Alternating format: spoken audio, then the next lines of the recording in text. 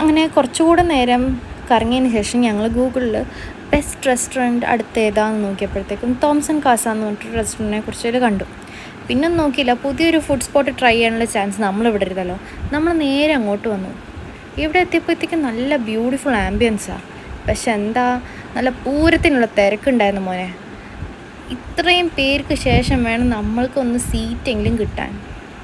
അതോർത്തപ്പോൾ തന്നെ തല കറങ്ങി. പക്ഷേ ഒരു പുതിയ ഫുഡ് സ്പോട്ട് ട്രൈ ചെയ്യാനുള്ള ചാൻസ് നമ്മൾ എന്തായാലും മിസ്സാക്കേണ്ട വിചാരിച്ചു.